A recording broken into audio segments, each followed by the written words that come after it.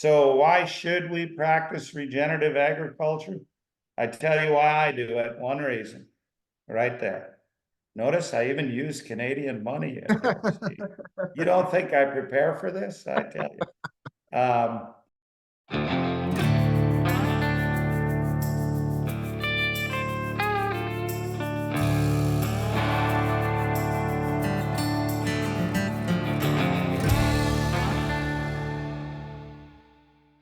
There's still quite a few people that are going to be hopping in here, but I figure we might as well get rolling. So we are super fortunate tonight to have on the Godfather himself, Gabe Brown.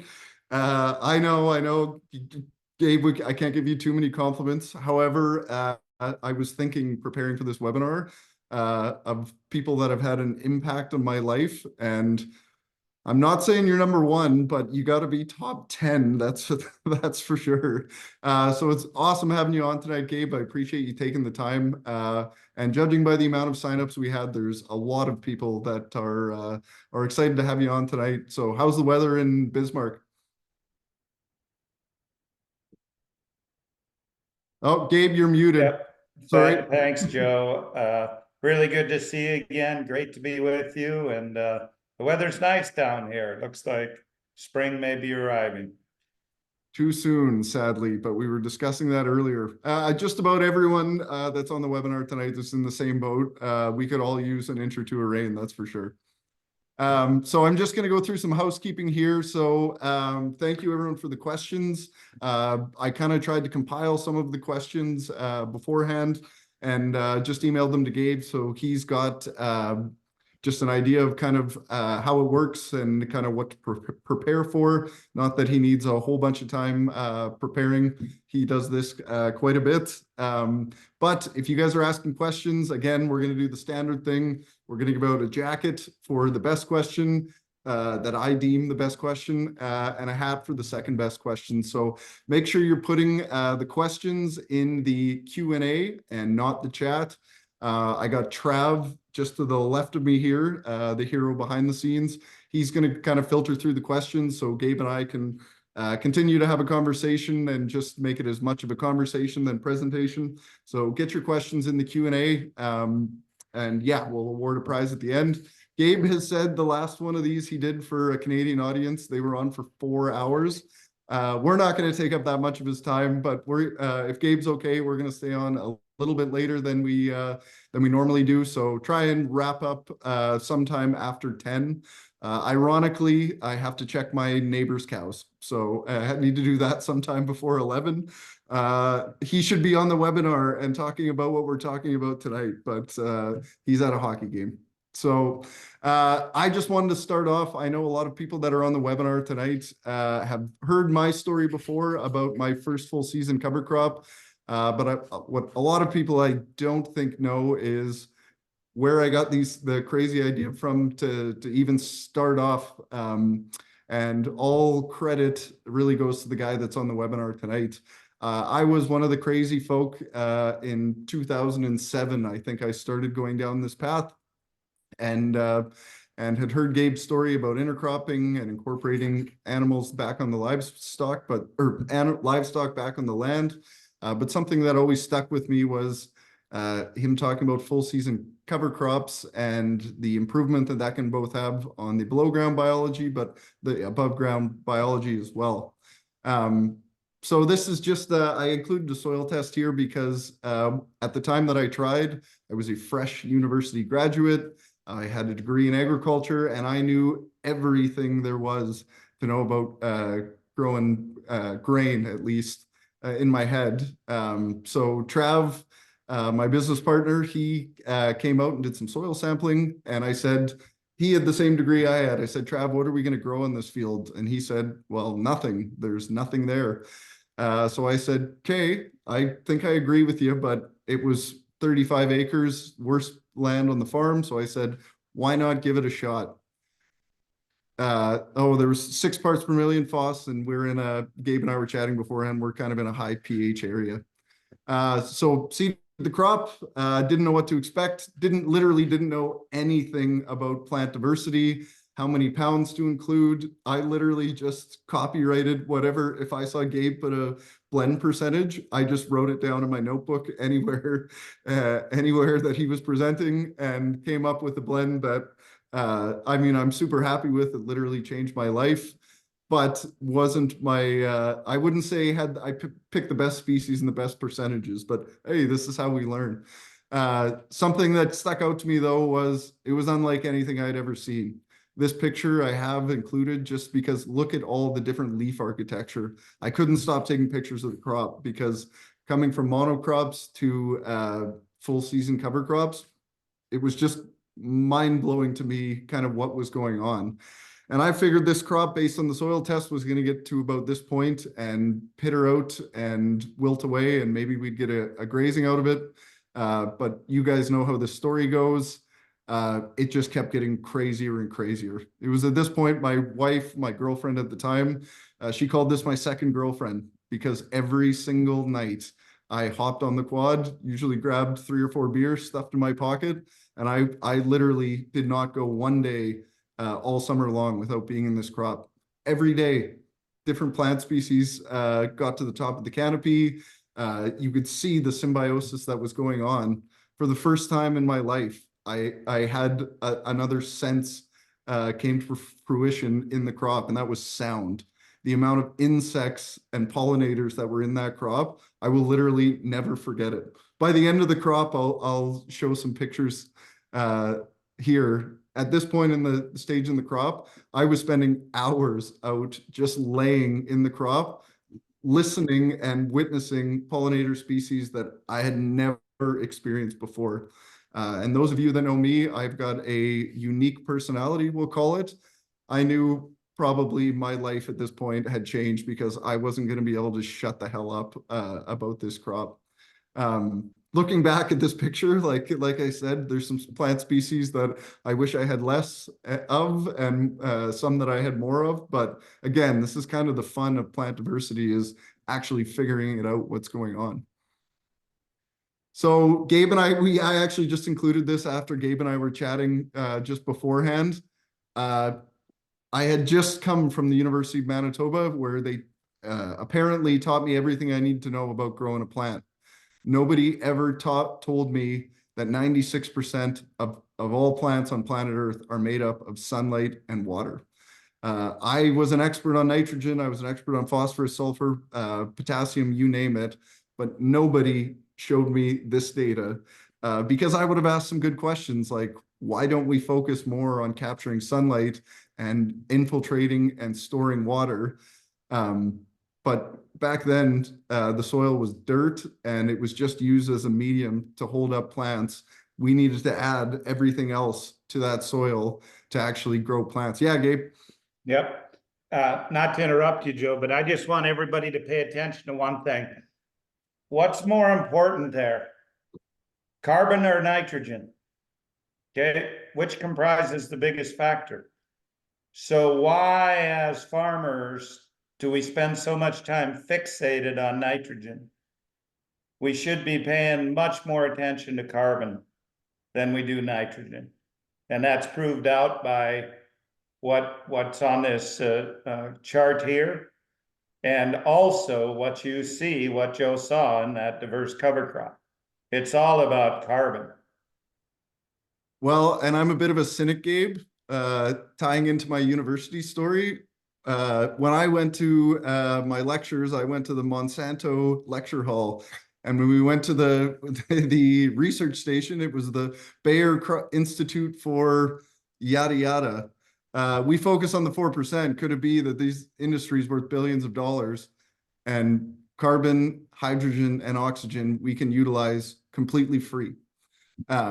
And what I've learned in my time, and I'm sure you could second this, Gabe, is if we achieve the 96%, which is maximize sunlight capture and maximize rainfall infiltration, the 4% takes care of itself. Everything else. And really, I would add nitrogen to that, Joe, because nitrogen is free also. Above every surface acre of Earth, there's approximately 32,000 tons of atmospheric nitrogen. why any farmer wants to write a check for nitrogen, I just can't figure that one out. If I had this whole presentation, Gabe, I have you quoted saying that exact thing. Yep. So what we did was we grazed it. Again, the goal with this crop was to mimic Mother Nature as best we can. And Mother Nature built soil with plant diversity and ruminant animals crossing that land, extending the growing season, taking reproductive plants back to vegetative plants, and literally capturing more sunlight and feeding that biology that is in turn going to feed that plant. But whoops, I don't have the pop-up on this one, but this was my introduction to understanding carbon to nitrogen. Gabe, I had sat through, I don't know how many of your presentations and heard about this ratio that made no sense to me, which was carbon to nitrogen. But this crop, seeing this residue on the land and how quickly that residue was broken down and fed that stimulated biology that we created, it was like a light switch that went off in my head. The importance of balancing the carbon and the nitrogen to feed that soil biology and break down that plant material. And the next thing I'm going to talk about, I'll skip over a few here because I'm already going a little long.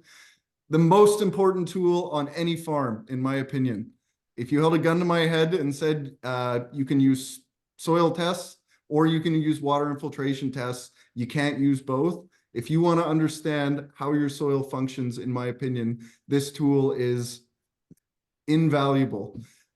Yes, this tells us how quickly we can infiltrate an inch of rain, but really what it's telling you is something much greater, which is how stable are our soil aggregates? How much pore space is there in the soil for that biology to actually go and access? How much pore space is there for nitrogen to infiltrate, oxygen to infiltrate?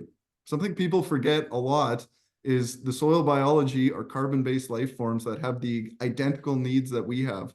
Well, if there's no space for water to infiltrate or for them to create homes and habitats, how productive is that biology actually going to be in our soils?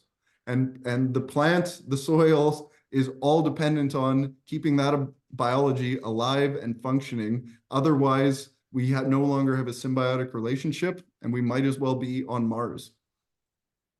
So this was literally, you can see in this picture, I haven't shown this a lot, but this was after one of your presentations, Gabe. I came home, went to the bush, and there was a 6-inch auger. I cut up this tube on the 6-inch auger, welded some handles on it, and I made more money and more understanding pounding this thing in the ground than anything else in my farming career.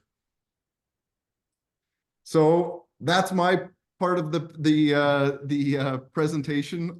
We'll get to the guy why everyone's actually on this call tonight, but I couldn't have a webinar with Gabe Brown on it without describing my first step into soil health and your influence on it, Gabe. So I think you should be able to share your screen, Gabe, for your presentation. Again, I want to thank you a lot for putting this together. For people that are watching, Gabe has had no direction as far as what way to take this. Basically, we're going to have, during Gabe's presentation, we're going to have a little bit of a Q&A between him and I, and we're going to try and wrap it up in half an hour or 40 minutes, and then get right into question time. So take it away, Gabe. You should have full control there now.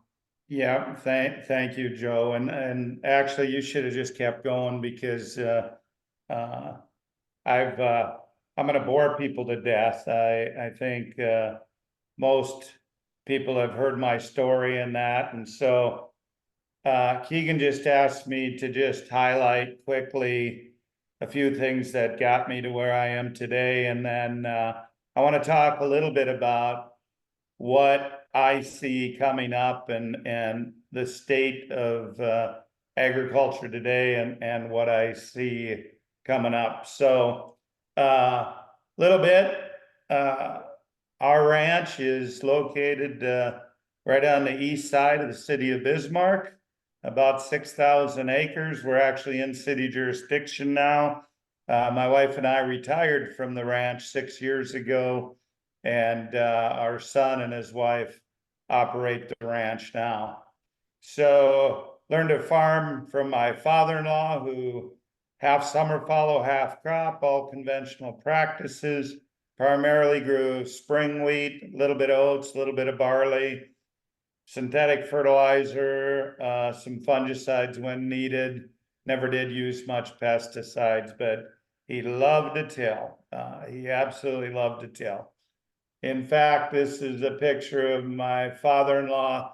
When he retired, he sold everything but that tractor and bought a new Wishick disc and went and tilled for the neighbors. That was his recreation. And I often wonder today with fuel prices where they're at if he'd do that still today. And the answer is probably yes. But anyway, I look at this photo here and you know, a lot of people see bare soil, and what I see is look at that soil moving behind that disc. And when you think and realize that the thickness of a sheet of paper is the equivalent of 1 ton of topsoil per acre, how many tons of topsoil are being lost just from that one tillage pass?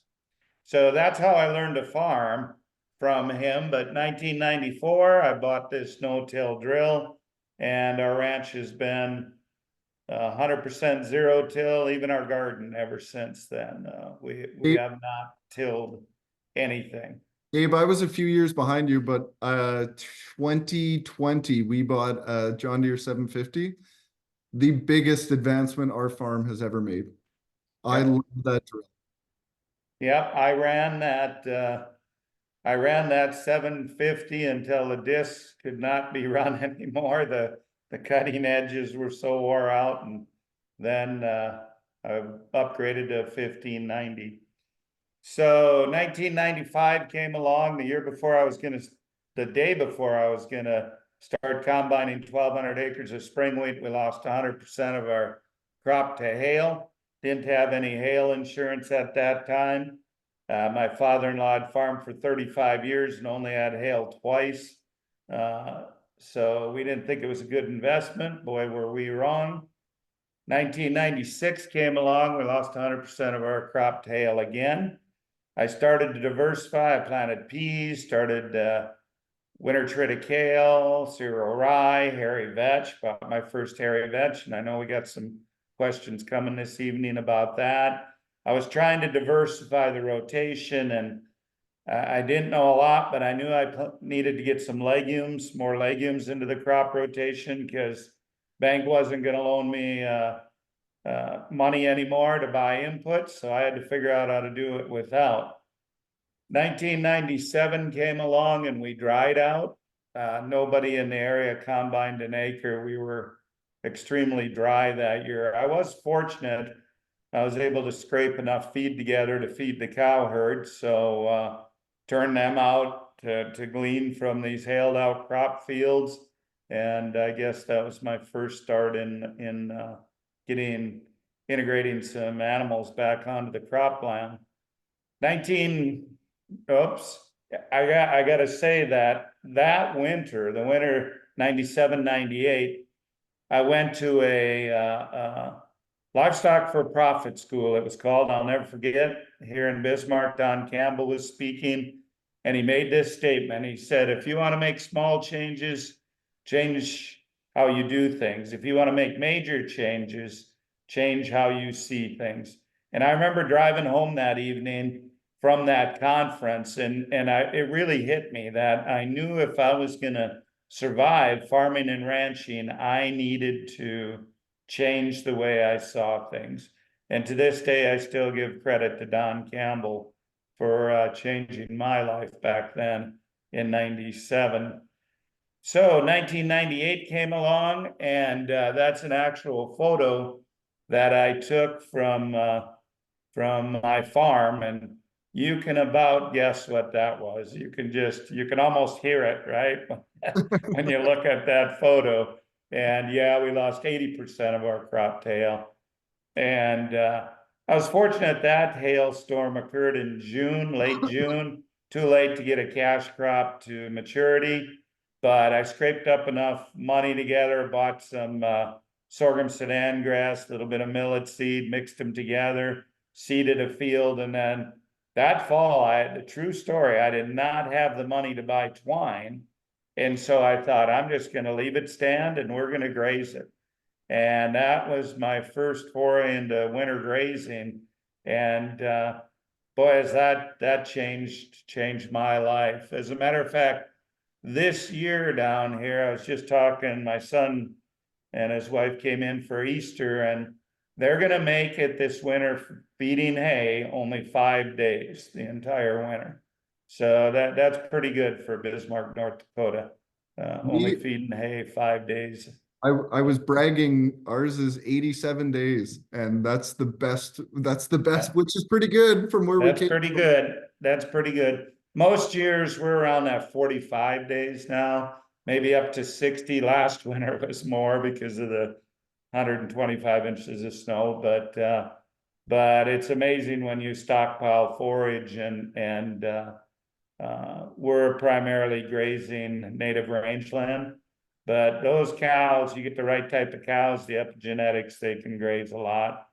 So that was 1998, and at the end of that, my wife and I were 1.5 million in debt, which back in 1998, that was a pile of money, and it still is today. But you know, how are you going to get out from underneath that kind of debt? And the answer is, you know, it's a good thing I was young and dumb and full of piss and vinegar, because boy, I didn't know any better. All I knew is all my neighbors were thinking I'd go broke, and they wanted to buy my land, and there ain't no way in hell I was going to let that happen.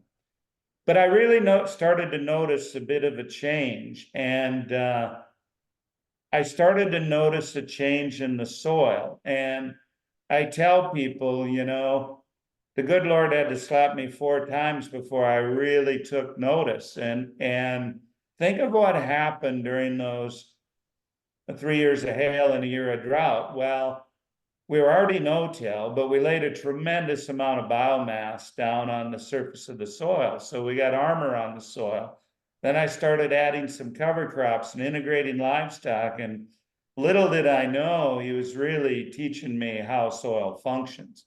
And so what you see on that spade there, the bulk of that spade is my soil, and that clod in the front is my neighbor's, who is also a no-till. And we'll talk about that coming up. But look at the difference in that soil there.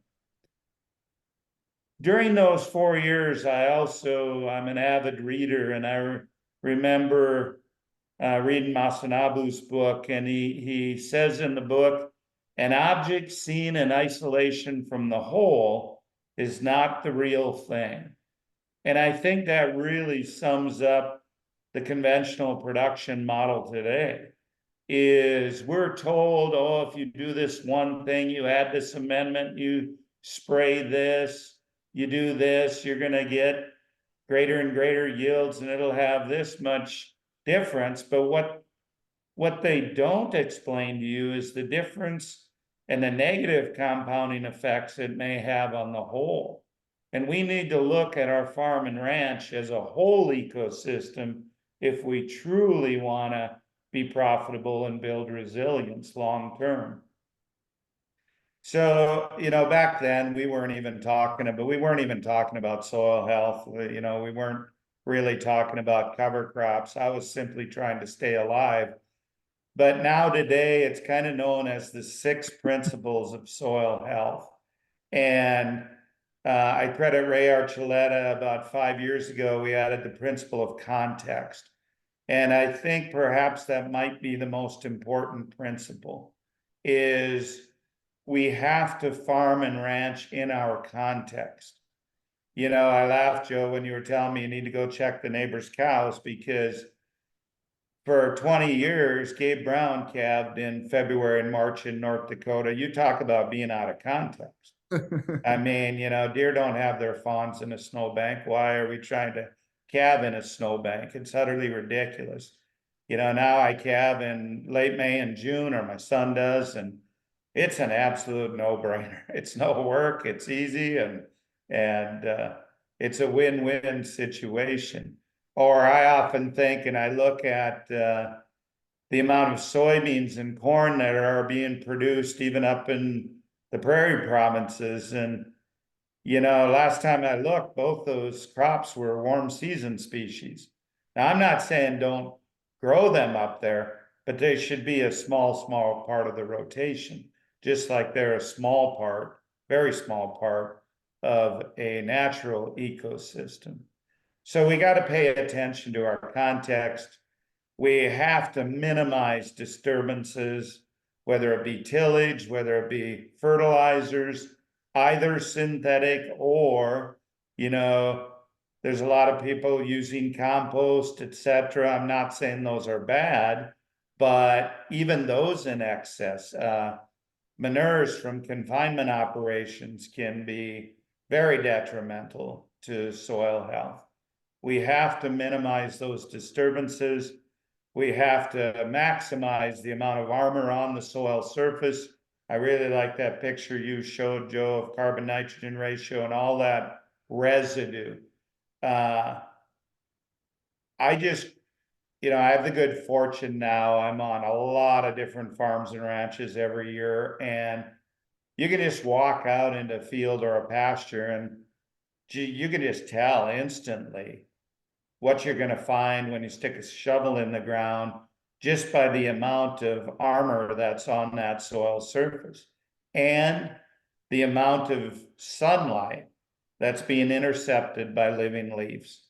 Because that photosynthesis, as you said, is key. We have to maximize biodiversity, whether we're talking plant species, insect species. You talked about insects and how the field was alive when you were out there. I'll never forget 2011, the first time I heard Dr. Jonathan Lundgren speak, and he said, for every insect species that's a pest, there's 1,700 species that are either beneficial or indifferent, meaning they won't help you or hurt you. Why, as farmers, do we spend all our time trying to kill that pest species? Why not just provide a home and habitat for the beneficial? I can honestly say I haven't used an insecticide with the exception of seed treatment on corn, and I discontinued that in 2011, in well over 20 years. And we have never had pests reach an economically damaging threshold. The other thing, and this is where Covers & Co. can help you out, is with continuous living roots. We have to have living plants feeding biology as long as possible throughout the year. And I hear over and over again, yeah, Gabe, but we're in a real, short growing season environment. There's a lot of species that are frost tolerant. There's really not much reason to not have living roots. I went out here the day after Christmas, and the snow had melted on some of our land, and we had green photosynthesizing plants the day after Christmas this year. Gabe, And all I could think of was the amount of that solar energy, the amount of dollars that those plants were making me by having a living root in the soil. And then the final one is animal and insect integration. It's just key to taking soil health to the next level. Gabe, I just want to interrupt you there because you would remember this probably better than I, but it was Chris Nickel who actually did a study on plants photosynthesizing under snow. And I believe it was she did it in Canada, but the number of days that a plant has the ability to photosynthesize would blow people's minds. For some reason, the number 270 days is in my mind. I'm not sure if that's accurate or not, but yeah, like literal plants photosynthesizing underneath snow cover. Yep, and I think that it's easily that much, Joe. And we have approximately 110, 120 frost-free days a year here. And so often our mind says, oh, that's my growing season. No. What separates our ranch from our neighbors is that we're growing things on each side of those 120 days. And we're capturing that solar energy. And that's how come I haven't spent $1 on any kind of fertility now in going on 17 years, 16 plus years, you know? That's a lot of money left in the bank. So you're right. Then we have what we call the 3 rules of adaptive stewardship. The rule of compounding. Everything we do on our farm or ranch has either positive or negative compounding effects. They're never neutral. Everything you do. And I really encourage people to, when they make a decision, just ask yourself, is this going to have positive or negative effects on soil biology, and how compounding will it be? We have diversity again, and diversity is listed again. It's just that critical. One of the things I like to do when I go out on a new client's farm or ranch is we walk out and I ask them how much bare soil they have, and then I ask them, okay, how much sunlight is being intercepted with a living leaf? And you know, more often than not, it's a lot less than they think it is. And that's just wasted energy. People think they got to go buy more land. Most people aren't using but a fraction of the land they have. Why write another check? You know, most people can significantly advance and improve their production just by having this diversity. And then the rule of disruption, and I know we have a question about that. There was a question in the chat about how can we improve pasture land, and plan purposeful disruptions. And the way I like to use an analogy for that is, if you're training for the Olympics, do you do the same routine every day? No, you vary that routine. Yet so often when we graze, we're grazing the same class animal, the same time of year, you know, for the same length of time. It's not a disruption. We're not stimulating that biology. How are we going to stimulate that latent seed bank? And then are we leaving enough recovery time for those newly germinated seedlings to reach perennial status? And of course, why do we focus on the 6 principles and 3 rules? It's to drive the 4 ecosystem processes. And I know, Joe, you were going to ask me the question about what's one thing that universities should be teaching. Here it is, the 6, 3, 4. You know, I have a couple college degrees. My son has 3 college degrees in agriculture. Never, ever did they talk to us about the energy cycle, the water cycle, the nutrient cycle, and biodiversity. And you wanna really have a profitable farm or ranch, focus on the 4 ecosystem processes, because they're the same everywhere. And if we focus on those, we're going to increase our profitability, we're going to increase our resiliency. So I put this photo here. This is a close-up, my soil on the left, my neighbors, and that is no-till on the right. Okay, take a look at that. Think there's a little difference? Joe talked about aggregation and water infiltration. Which of these is going to infiltrate more water? Don't you love the roots just going horizontal there on those heads? I just laugh at that. So you think there's a little difference between these soils? I'll talk about the difference in a moment. So I can't tell you how many times I go on a farm or ranch and they tell me over and over again, but Gabe, you don't understand, our soils aren't like that. So I know many of you have probably seen this photo. 3 soil pads there. One of these is taken from a farm that has a very diverse crop rotation. They grow 11 different cash crops, cover crops in between. However, they do some tillage, no animal integration.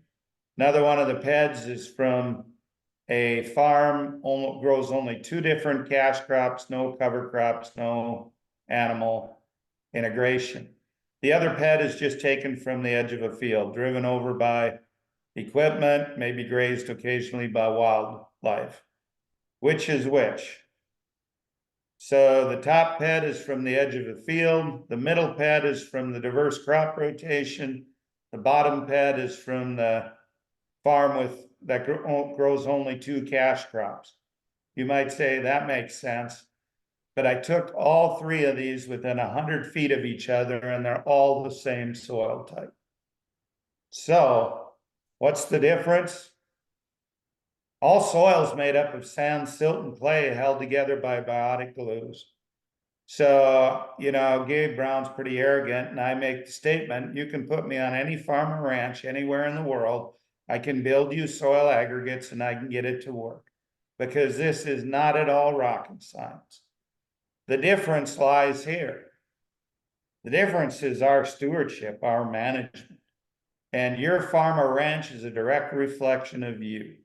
If you don't like how it is, go look in the mirror. There's your problem right there. Farmers and ranchers cannot implement what they do not know. And what's really lacking today is understanding. We just don't understand how soil aggregates are formed. We don't understand the 6-3-4. We need to get back to that. So what is regenerative agriculture? Here's the definition that I really like. It's farming and ranching in synchrony with nature to repair, rebuild, revitalize, and restore ecosystem function, starting with the life in the soil and moving to all life above the soil. That's pretty encompassing, and it's pretty simple, and it's not rocket science. So why should we practice regenerative agriculture? I tell you why I do it. One reason, right there. Notice I even use Canadian money. You don't think I prepare for this? I tell you. Dr. Jonathan Lundgren has some real good data that shows regenerative farms and ranches, once they get down the path of it, 76% greater profitability. Now, Joe and I were talking ahead of time about how the budgets aren't quite making sense, the crop budgets this year. I think, the best time to move down the regenerative path was 10 years ago, but you better start now, if you're not doing it already, because it is significantly more profitable. I'm gonna stop and tell a story if that's okay, Joe. Of course. This is how profitable it can be. I had a call from a farm family here in North Dakota after the 2018 crop year. And this family, just under 5,000 acres, all rented land, a number of different landlords, and they weren't very profitable and they weren't happy. And they knew what they were doing isn't right. And they had watched a few YouTube videos and they wanted to learn more about the 6-3-4. So I talked them into coming to a Soil Health Academy. And to their credit, the husband and wife both came and they became very intentional. They already had a fairly diverse crop rotation, but they started doing trials, reducing synthetics.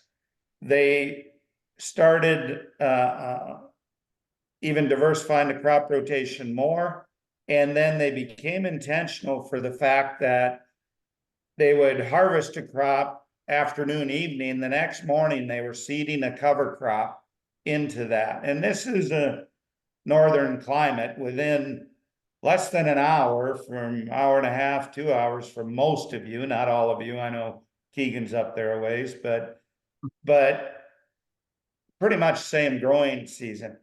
But the fact is they were putting a living root in the soil. And then they started to reduce and eliminate their pesticides, their seed treatments.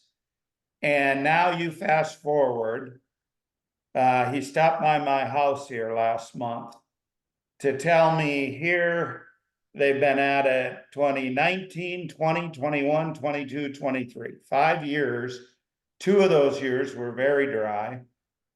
In saying that, They have been able to reduce their synthetic fertilizer inputs from 40 to 60%, depending on the cash crop. They've reduced their herbicides well over 50%. Plus, they're only spot spraying post-emergent. They do not blanket spray post-emergent anymore. 100% elimination of fungicides, 100% elimination in pesticides. Their last 2 years have been their 2 most profitable years ever without federal subsidies. In fact, they were so profitable that he went and paid cash for a half a section of cropland this winter. So 5 years, that's a pretty amazing story, I think. But I give him credit. He learned and he had an open mind and he wasn't pigeonholed into the conventional mindset. So if stories like that don't at least get you considering doing something different, moving down this path, I don't know what will. So you can't hardly pick up a periodical or turn a farm program on without hearing about the words regenerative agriculture. And it is just everywhere now. I'm in this space all the time. I spend the majority of my time now sitting in front of this laptop or on a plane, flying to talk to boards of directors, heads of sustainability, CEOs of large companies.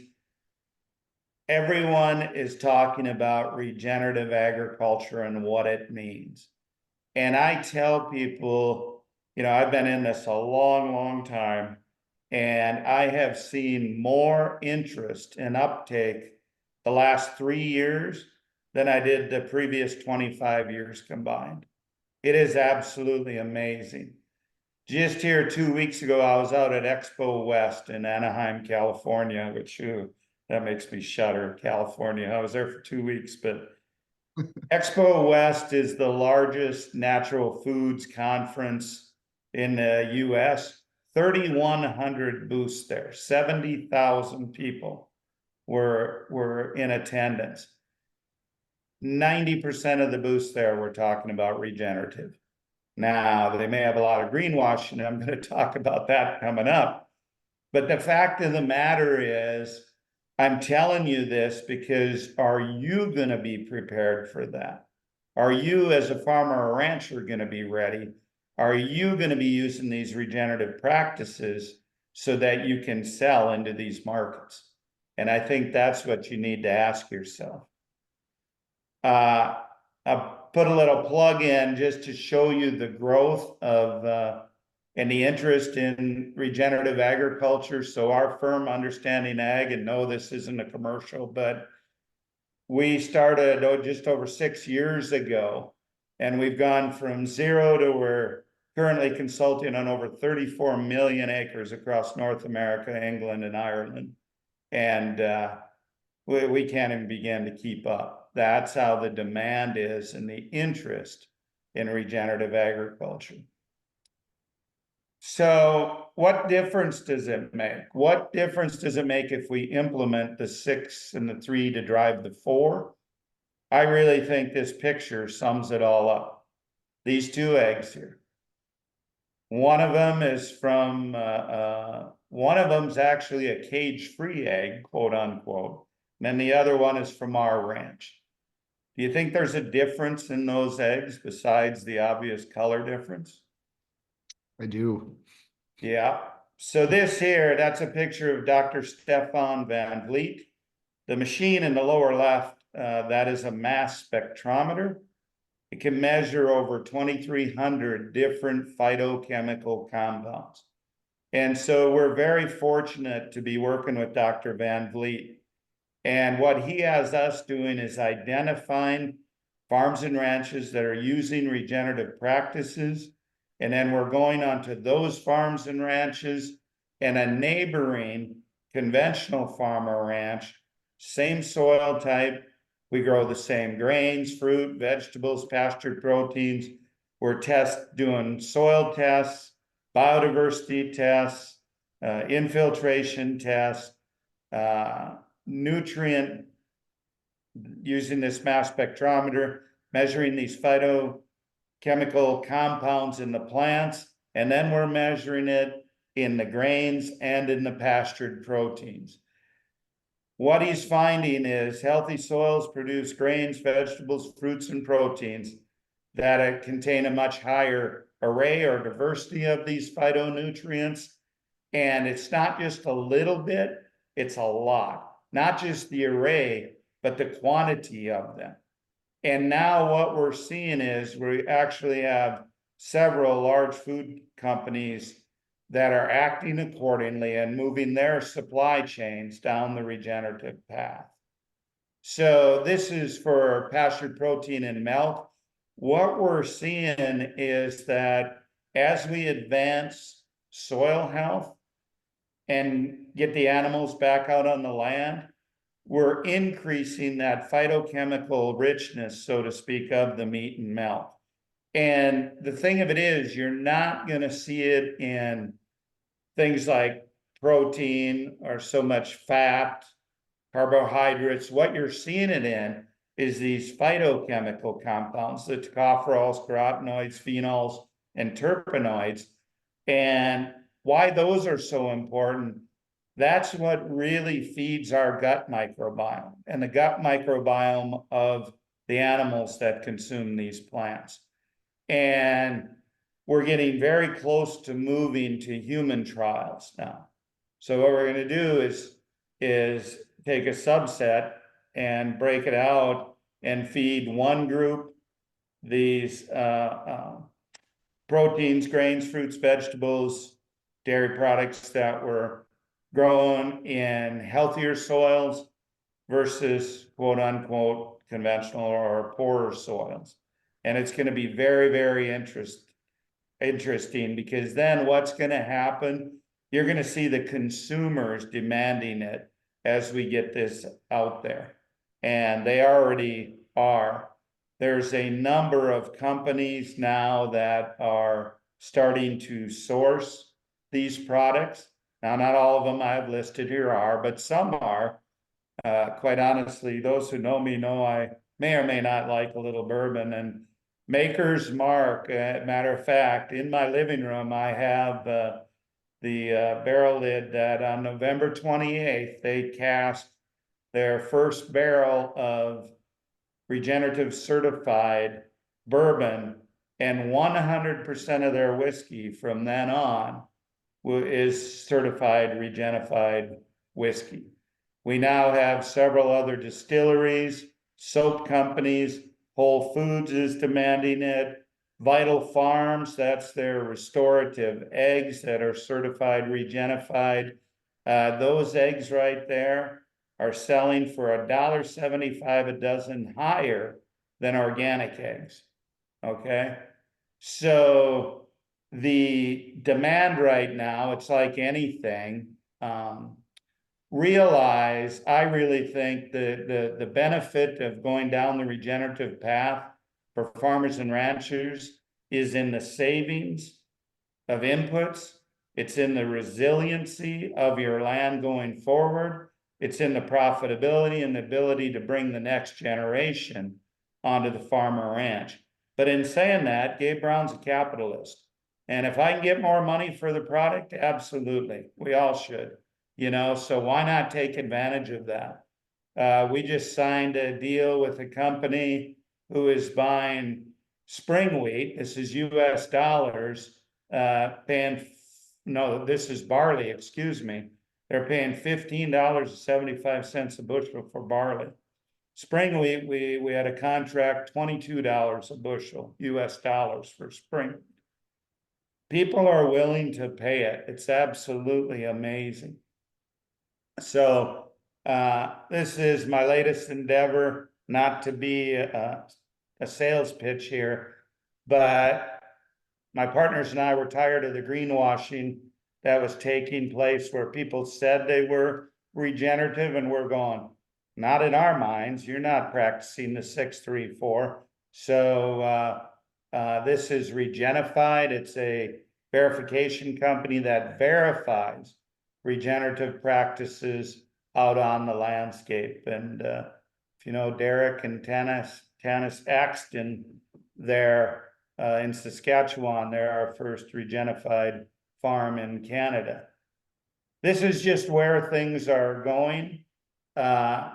This science-based verification company takes 65 different data points and observations, all based on the 634. The beauty of it is you need to advance every year. Unlike a low hurdle that you just have to check a box, this demands improvement. Now, obviously, there's contingencies built in there in a case of drought or hail, something unforeseen, but it really gives consumers a mark of confidence, and then it gives supply chains the ability to source from farms and ranches that are doing a good job and using these regenerative practices. And had to put this one in there because Joe was talking about the importance of aggregation. And one of the real joys I have is working with a farm or ranch that they stick a spade in the ground and there's aggregation only a few inches down, and you grow one of those full season cover crops and all of a sudden it's 5 inches down, and you keep going that on. And you know, the scientists tell you it takes 500 years to build an inch of topsoil, and I I heard don't care. We can argue tomato. All I know is we can build aggregation. And as you build that aggregation deeper into the soil profile, your biology, your mycorrhizal fungi, your water infiltration, it's just money. And we have clients now with well aggregated soils down to 4 feet in depth. You know, that was once only 2 or 3 inches. And remember, your farm, your ranch is a direct reflection of you. I really think regenerative agriculture has the ability to bring us all together. I call it common ground for common good. We can certainly increase profitability. We can hold nutrients on our farms through the use of cover crops. We can increase the resiliency of our farms and ranches, certainly improve water quality, enhance the small water cycle. We can move carbon out of the atmosphere, put it in the soil, and we can increase that phytonutrient content of food, which really benefits human health. So there's a real story to be told here, and it's one all of us as farmers and ranchers can use. So with that, Joe, should we move on to some questions? I've written a page since you started talking, Gabe. All right. Okay, well, because I have you here, I'm going to start with one of my questions I thought of, because part of the challenge, I think with the movement, like here in Manitoba, we don't have processing facilities for livestock. That happens in Alberta, and it's a huge hurdle to the movement. But I mean, something that you guys should be very proud of is Regenerative and actually starting to change the supply chain, because people don't realize it. That's the biggest holdup of all. And I'm wondering, I'm hoping to tie a few questions in together here, Gabe. So have at it, whichever tangent you want to go down. Would you say the biggest holdup with Regenerative now is demand, or enough farms actually growing supply that with those standards?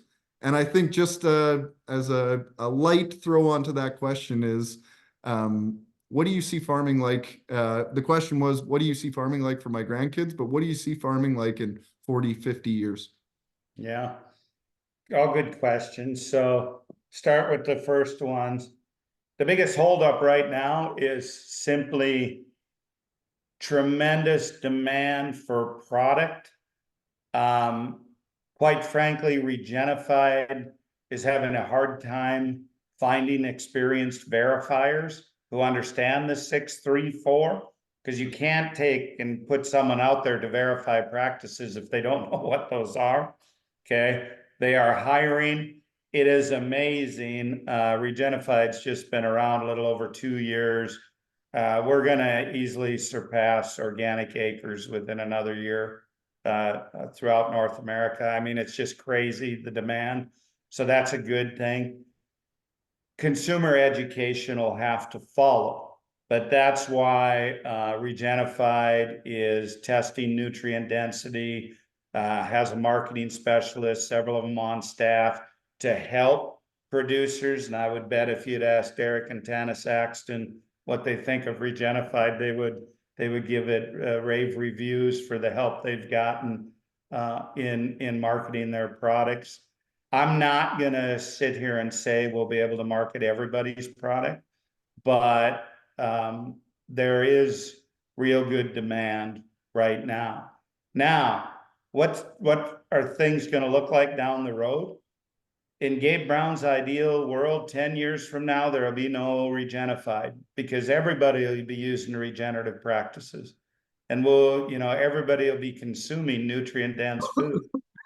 I contend that 90+% of consumers have not tasted nutrient dense food. In fact, I don't think much of what we eat today is food. I think it's food-like substances. And I know I'm gonna have some farmers and ranchers pissed off at me over saying that, but I don't care. It's true. You start testing just how low in nutrients what we're producing is, and quite frankly, it's a shame. So I think the future is bright. I think it's bright if you have an open mind and if you understand the 634. So I kind of preface this. I did not plan on asking you this early, but how does regenerative agriculture scale with things? I mean, we have our own issues in Canada, but in the United States, things like ethanol subsidies and the Farm Bill and crop insurance. Mm-hmm. In Canada, this is a huge issue, and in my opinion, one of the major holdups for adaptation. So I'm just curious your thoughts as the American taxpayer and the Canadian taxpayer funds what is just horrendous practices, both on our farms, our soil, and the environment. Yeah, and I can only hope that knowledge is power. And look at what happened a year ago, and well, it happens every year somewhere, but the dust storms that are occurring, with tillage practices, etc. And you look at what's happening with nitrate and phosphate issues in the watersheds and how it's affecting human health. You look at, cancer, ADD, ADHD, Alzheimer's, Parkinson's, etc. I mean, all of those things are being affected by the way we're producing food. So we need to educate. Now, you want to get me started on ethanol. So I do. I really do. This carbon capture,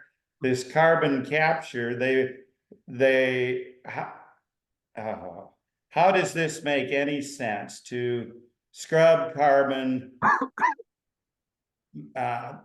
off the ethanol process, liquefy it more or less, pump it through pipelines from Iowa, Minnesota, I believe Illinois, South Dakota, up through North Dakota, and they were going to put that son of a gun right through my ranch, and then pump it into underground caverns about 70 miles northwest of me. How does that make any sense? So I'll tell you, one day, most Monday mornings, I'm sitting on a plane across from the two North Dakota senators, and we got to go through Minneapolis every Monday morning. And I gave them an earful and I said, I got a novel idea for you. Rather than spending billions of taxpayer dollars for a stupid program like that, why don't we just grow plants and capture carbon that way? And why don't you pay the farmers to do that? Of course, that went right over those two, heads, and yeah, there's a book out there, Arguing with Idiots. I'll just put it that way. And we'll leave it at that, Joe. Well, It's too early in the program. I got to add to it because As far as programs that make absolutely no sense, I mean, farmers, we've been told for years, we're feeding the earth, we're feeding the earth. Less than 1% of the corn produced in the United States gets eaten by a human being, which that's Yep. just wild. But we're pulling crude oil out of the ground to produce fertilizer, taking a seed Chemicals.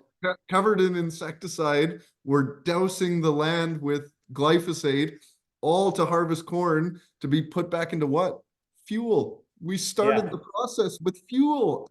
It makes no sense whatsoever. It's just like I answered, it's very seldom. I don't go on Facebook and that. I do have a LinkedIn account. And right before we went on, I got one.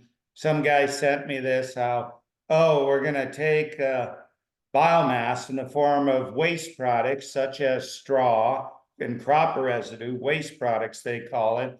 And we're gonna burn that to make biofuels. And so I had to respond. I just couldn't resist. And I said, why don't we just dig up the soil and burn the carbon out of that? Because it'll accomplish about the same thing. I said, that's just brilliant, you know? Ay, ay, ay. Well, let's get into some agronomy stuff, Gabe. Well, I'm gonna try and I appreciate the questions. Keep the questions coming. I've written down a shit ton here. Also, I have Gabe Brown on our webinar, so I'm gonna ask him some questions about my farm as well. But the question is, we get asked this all the time: establishing or rejuvenating old pasture and haylands, seeding directly in. And usually the stipulation is I don't want to spray glyphosate on my farm. Maybe a decent thing of someone like you who has access to all these brilliant scientists and people talk about a little bit maybe about the harms of glyphosates or the unintended consequences, and maybe yeah, give some recommendations to some of these people that are looking to do this practice. Yep, and I think there's two different questions there, really, because renovating a pasture can easily be done through adaptive grazing practices. Using the three rules of adaptive stewardship, the compounding, which will stimulate diversity of plant species, and then the disruption. You use the disruption of animals, higher stock densities, and that to stimulate that latent seed bank, get it to germinate, but then you need to leave long enough recovery periods for those perennials to establish, like I said earlier. And the vast majority of ranchers, for one, they're overstocked. And the other thing is they don't leave long enough recovery periods. So with the pasture, that's pretty easy, can be done anywhere. Hayland, and with most hayland, what we're seeing is it all comes back to what you and I talked about earlier, carbon. You've removed all the biomass for too long. That soil is not only carbon depleted. If it was a hayfield that was high in legumes, you're really depleted in carbon because you've been pumping nitrogen into the soil from those legumes. Soil is 11 parts carbon, 1 part nitrogen. So if you got legumes, you're putting more nitrogen down. The biology is consuming that nitrogen. It's going to go looking for carbon. Well, you've removed the above ground biomass. There's nothing there. So it'll start eating any dying, decaying roots. But then also, it's going to consume the biotic glues and the carbon that are in those aggregates. Pretty soon you get very collapsed soil. You've got poor water infiltration. You often hear people saying, oh, my fields are tired, I need to till them. Well, you need to till them because they're compacted because you removed all the carbon, So how would we do that? What we do on our ranch, we do hay, but what we do is we only hay a field about once every 4 years. We leave the bales where they fall out of the baler. We bale graze on there. And then the next 3 years we'll graze those fields. And too often you see people, they want to hay these fields year after year after year. That's just a losing proposition no matter what. And you're just carbon deficient, plain and simple. Now we can get into, all the negative effects of the herbicides, no matter what it is. And glyphosate, we pick on it because it's used like water, and it's a biocide, it'll kill biology, it's a chelator, it'll tie up minerals, just a lot of negative impacts from using glyphosate. I don't generally like to encourage anonymous attendees asking questions. So put your name in next time. Like to get a conversation going, but we've had a few questions about exactly what you're chatting about. And the thing that I always like, the atmosphere is what, 78% nitrogen. But the question that we get asked a lot is, okay, but what about phosphorus? If I'm haying or if I'm growing a wheat crop, Mhm. just even if I'm doing all the right practices, that wheat has X amount of phosphorus. What are we going to do to build up? I mean, there's phosphorus reserves, but what are we going to do to actually not just keep taking away from those reserves? So Mhm. I know So you've got a my great answer. question for you, and Joe, you mentioned before we went on air about the TND test that Michael and Blaine did with the GM oat project up there. Do you want to explain how much phosphorus is in your soils to the group? Well, mine was actually higher than the average, but it was 2,300 pounds, 0 to 12. Yeah, and we have tested. TND stands for total nutrient digestion. You take a core sample 0 to 12 inches deep, send it in, and they will give you the amount of NPK in the top 12 inches of that soil profile. We have tested 34 million acres. Now, obviously, I use that loosely because we have not tested every single acre, but we have tested thousands, tens of thousands of tests. We have never found a single farm or ranch in North America that is deficient in nutrients for profitable crop production. Okay. And we take that test to show our client, hey, you've got plenty of nutrients. Nutrients aren't the problem. What the problem is a lack of biology to make those nutrients available. Now, you might say, yeah, but getting back to your question, right? The wheat crop, whatever grain crop removes part of that, okay? How much does it remove? And then you start looking at rooting depth. I purposely ended the presentation near the end with that slide of that well aggregated soil. Imagine a plant root from that wheat crop going down. Most wheat roots are what, 6 inches at best. They're pretty shallow. Well, in that well aggregated soil, they can easily go down 4 feet. What happens as plants put out root exudates, some of those root exudates are eaten by biology, and there's an exchange of nutrients for that carbon of the exudate. Other root exudates combined with water to form more or less a mild form of carbonic acid, and that starts breaking down parent material. So when are we going to run out of phosphorus? When my roots won't go to China, right? That's such a ridiculous question. How did we produce tons of biomass?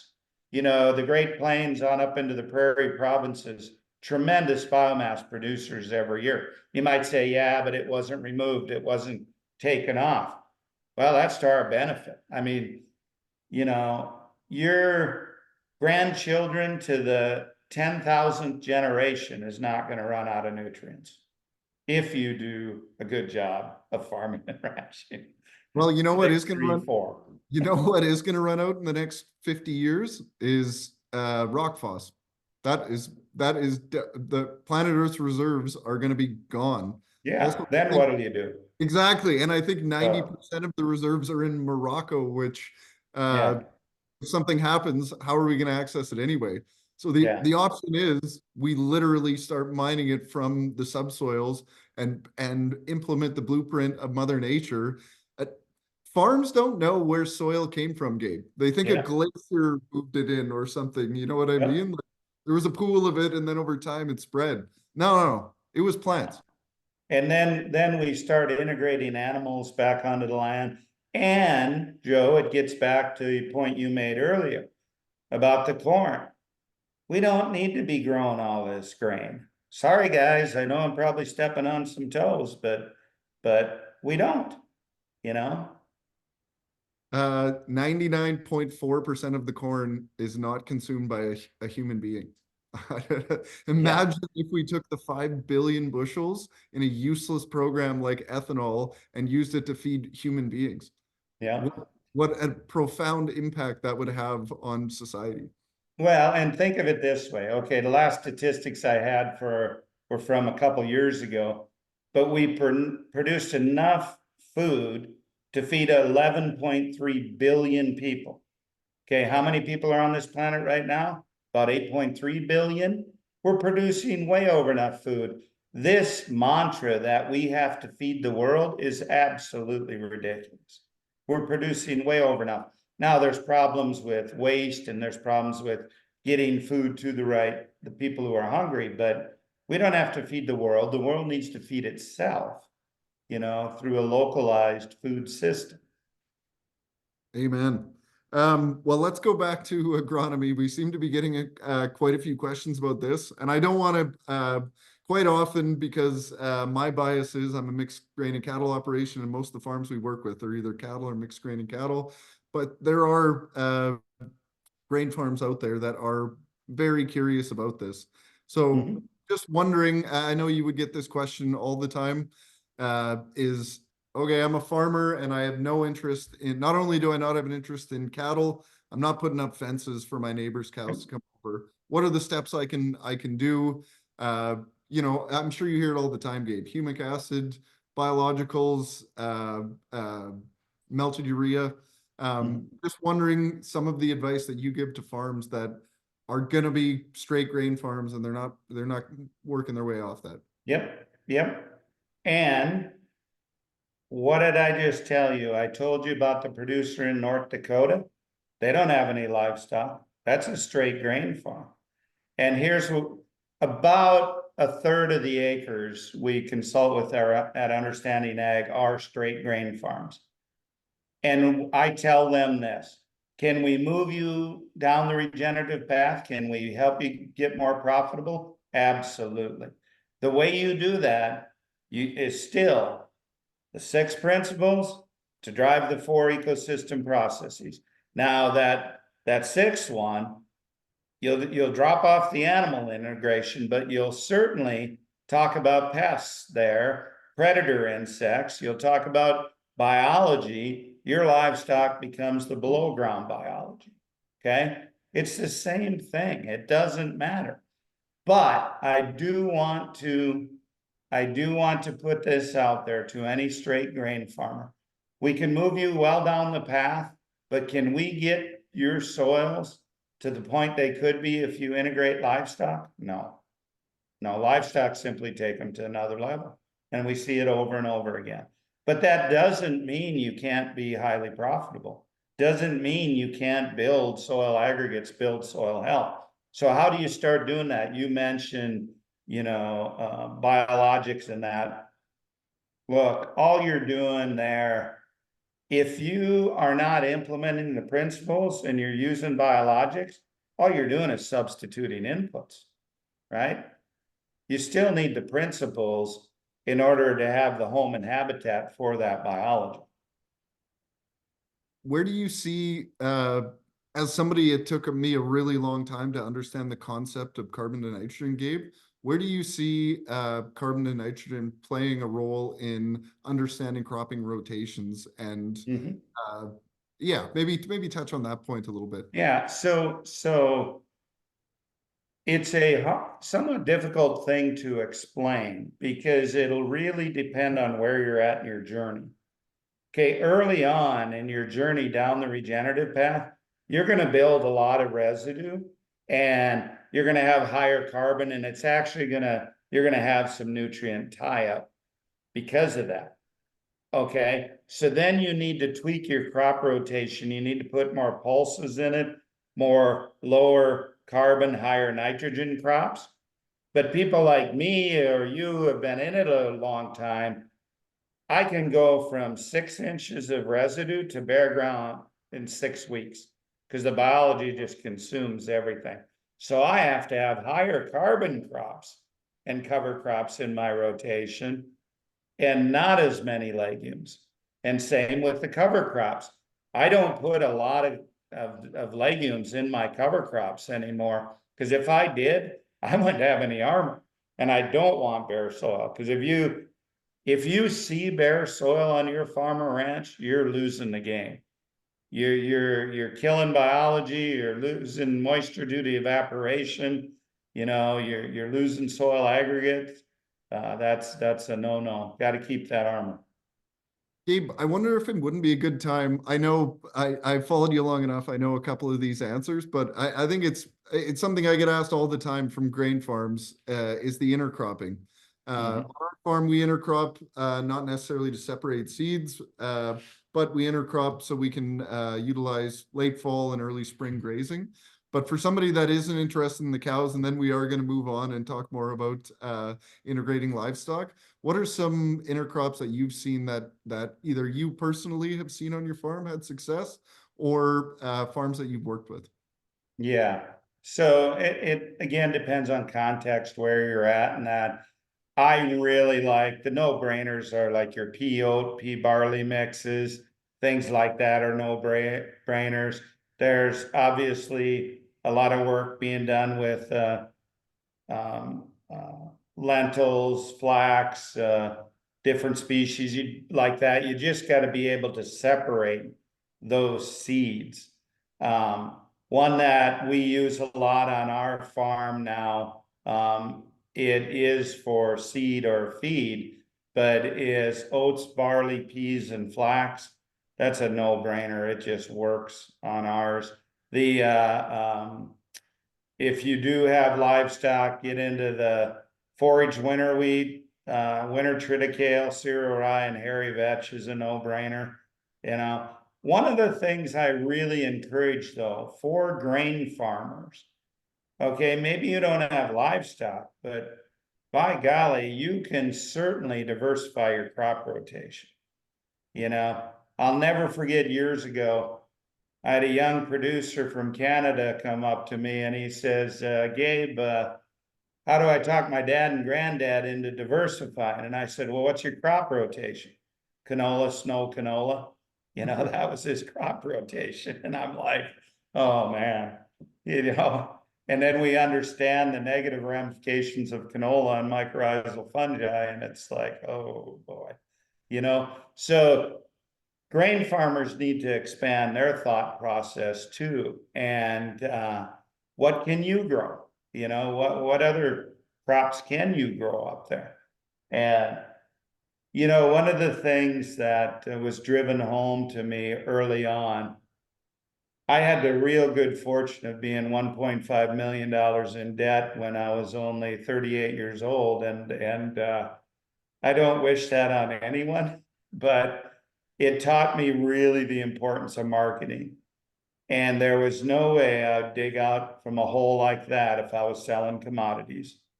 And if I was waiting by the mailbox for a government check, there's no way I would have been out of debt even to this day if I had to do that.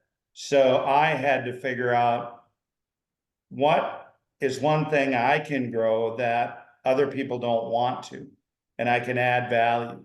And that really helped me make a lot of money. Well, you're in tropical North Dakota, up here in the great barren white north. I Mhm.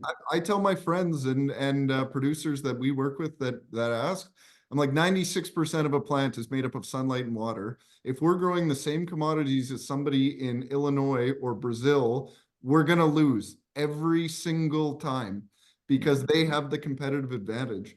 But what is a market that is absolutely exploding is planet Earth's demand for cool season plant species for cover cropping, of which we grow the best in the world. We now, the pendulum has swung back for us to have the competitive advantage. And the pushback always is marketing. But one thing a professor in university did teach me is if you put $10 in a fungicide an acre or $10 an acre into marketing, 99 times out of 100, the marketing is going to pay off that more than the fungicide. And that's something that with the demand that's growing in the fall seeded cover crop market just across the border in the United States, we should be growing more diverse cover crops, and because the market is growing. Yep, absolutely, absolutely. Well, let's turn gears a little bit from the grain farming more to the mixed grain and cattle operations.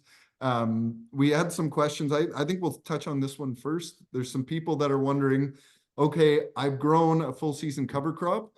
What do you suggest as far as a strategy the following year? So on our farm, we always go from grazing full season cover crops to something expensive that I can reduce my inputs. Again, context so important. That's just something that's important to us, and we've seen the results and the benefit. But I'm curious, in your perspective, and you have the benefit of working in all sorts of geographies.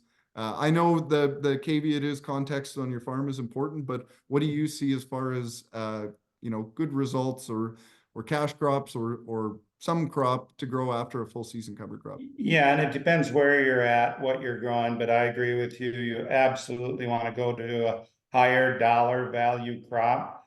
And then I like setting up what's really saved, one of the things that saved me a lot of money is the previous year's cover crop is my weed control for the following year. So I will set it up with like a higher carbon cover crop, leaves a lot of residue, and I'll graze it. And here's where a lot of people make mistakes. They think, oh, I'm going to remove all that biomass. No, no, no. That's your armor. I'll seed into that early the next spring. And I often go with an earlier seeded, maybe something like peas or, some earlier seeded cash crop, maybe malting barley, etc. And that way I got the weed control there, and we can get by with zero herbicide easily then. And then the beauty of it is we get that harvested off pretty early. We have time to go in with fall seeded biennial or some other type of cover crop. There's a number of different things you can do, but you really got to do your homework and find the market and then grow accordingly. But you use the cover crop to fuel that next year's cash crop. Now, one of the things I strongly recommend doing, Joe, you showed those pictures of that very diverse cover crop and all that biomass. Do a clipping of that. Go out there, later in the season before a frost and clip that cover crop. You can send that in and they can analyze the nutrient content of that. Now, will all that be available to the following year's cash crop? No.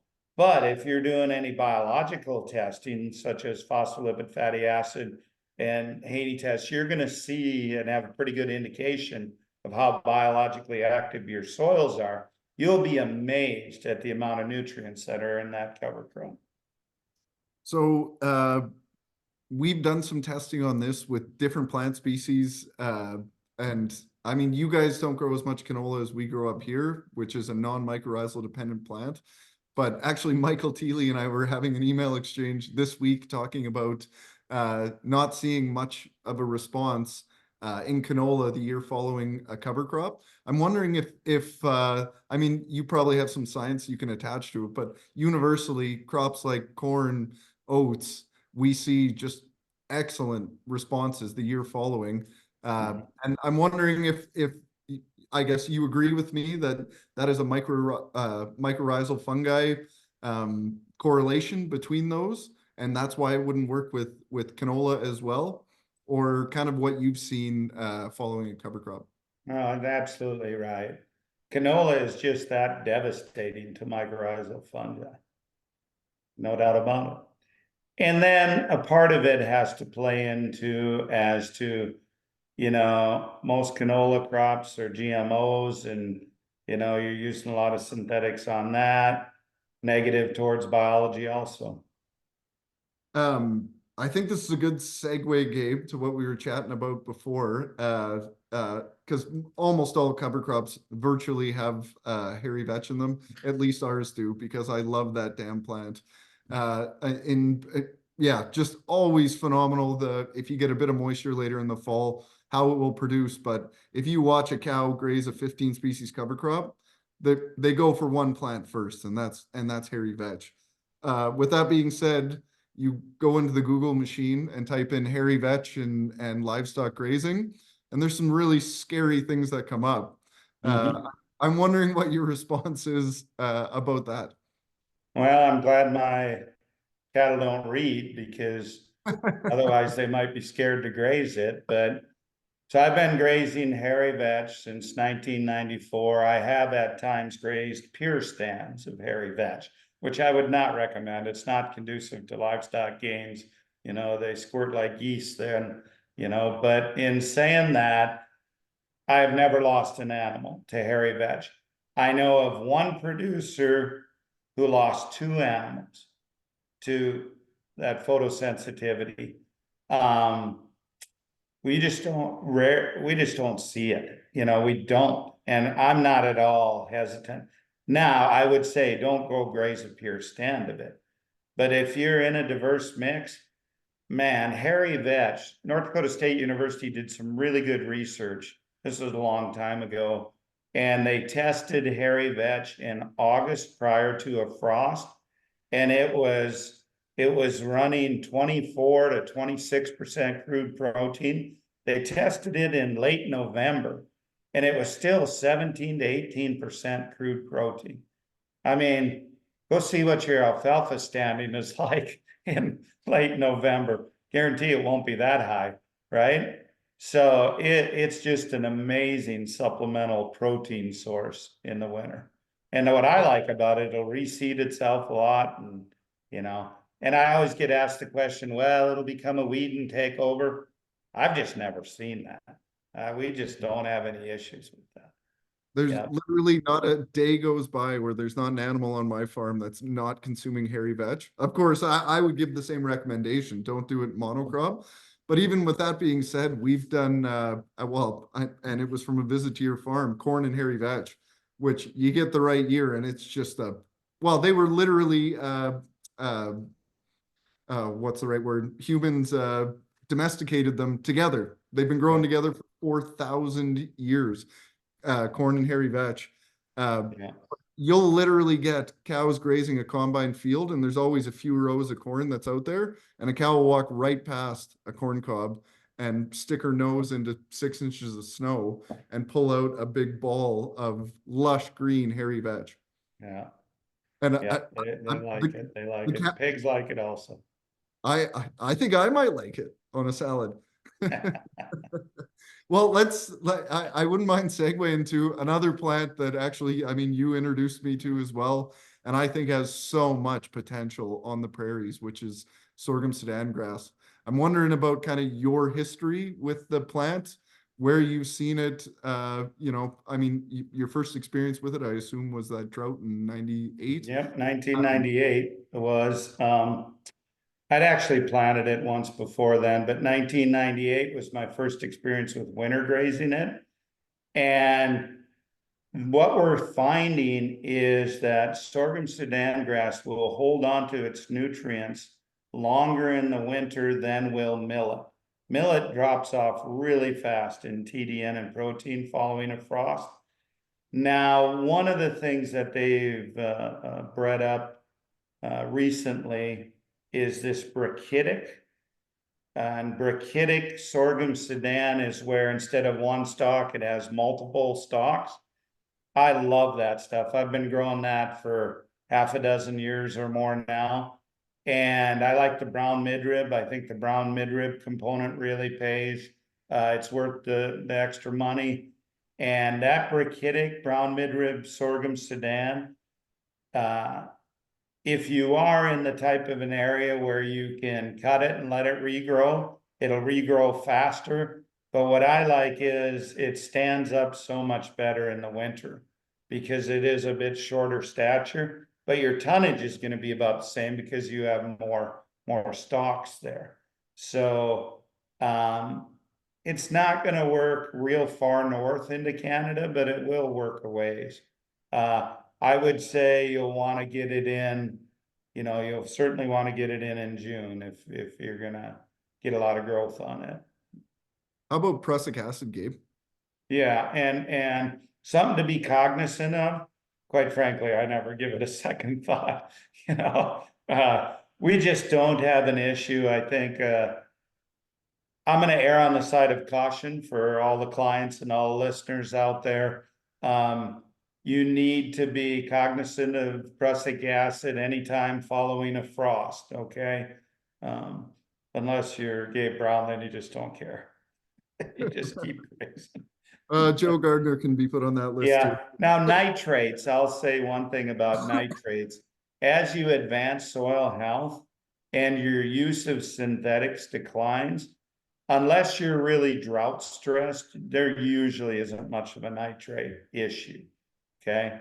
But if you have degraded soils, if you're using a lot of synthetics, or if you're drought stressed, then yeah, pay attention to nitrates also. Um, I guess we've had a few questions about drone seeding, Gabe. I'm not sure if you've had any interest or experience in drone seeding. We've had a number of our clients who have tried drones. Certainly a possibility in the right context.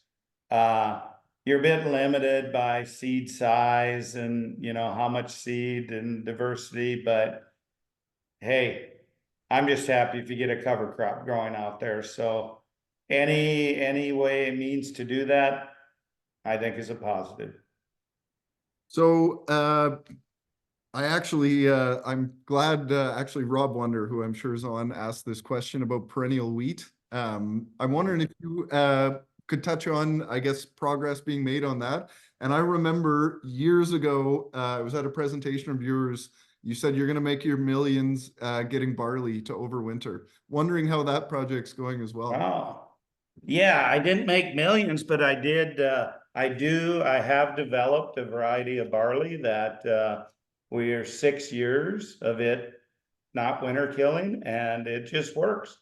Unfortunately, I with the 3 years of drought that we had, we didn't combine as much as I'd like to of that, so I don't have that much seed of that as much as I'd like.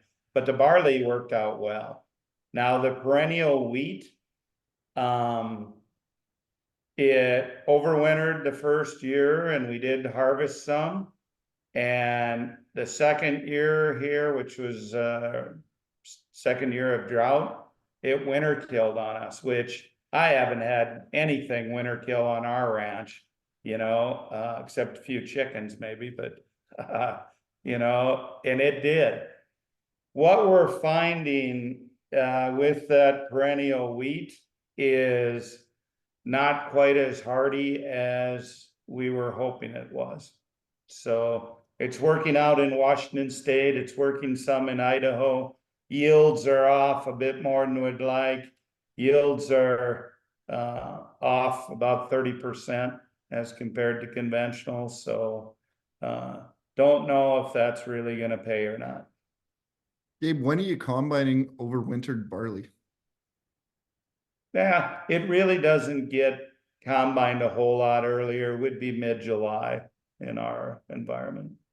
I mean, the concept is great though. If you can get the crop Wow. off in July and go back in with a Yeah. fall seeded annual cover crop, or there's lots of growing season there if you can catch a rain. Yeah, no, it was, you know, it really wasn't that hard to breed that up either and get that to work. Well, maybe that'll be how I make my millions. There you go. There you go. Talk nice to me. Maybe I'll give you a little seed to try as a Deal. starter. Yeah. Well, I want to We get just to, won't tell anybody when we're bringing it across the border though. Yeah. hey, nobody from CFIA listens to this stuff anyway. So Okay. if they did, it would be the first time. I want to touch on a little bit about, I was listening to a podcast you were on, can't remember which one. But you were talking about your system within your guys' cattle herd on heifer production and some strategies you can use to increase fertility and maintain a smaller cow herd size, like actual physical size. That was 3 or 4 years ago. It might even be more than that, but the concept clicked like that in my head. Yeah. So I wondered for the people out there that obviously most of the people have cattle, I want you to describe your system for them and why you're doing it. And then I want to talk about some of the, well, 95% of it's working great for me, but just some issues that we've seen and have a bit of discussion on it. Sure. So if people didn't think I was nuts, me describing this is going to prove that I am. No, no, it's Um, good. I made the comment to a number of people that if 50% or more of our open heifers become pregnant, I'm feeding them too well. So, and my whole point is, and I'm really not joking too much when I say that. Now, I don't want you to think we're starving our heifers, but realize our context, our production system. We calve in May and June. The calves stay on the cows all winter, and they're out there grazing through snow. Now last year we had 125 inches of snow. We had to wean those calves a bit earlier. They got weaned in January, end of January. It was just dragging down the young and the old cows too much. But normally we don't wean until sometime in March or early April. And then they're weaned and those calves go right out on stockpiled forage. So the weaned calves, heifer calves, and so they're not weighing that much, and we use our heifers a lot for what we call landscaping. In other words, if I got a weed patch or something, got brush encroaching, buckbrush, whatever, we'll go put them on there. They're not going to get the lush forage that our grass finishers get. Then come breeding season, which is usually around the 5th of August, we put the bulls out, just dump a bunch of heifer bulls in with the heifers, and these are all home raised bulls for 30 days. Pull them out, and 60 days after that, we'll ultrasound them. If more than 50% are bred, we fed them too much.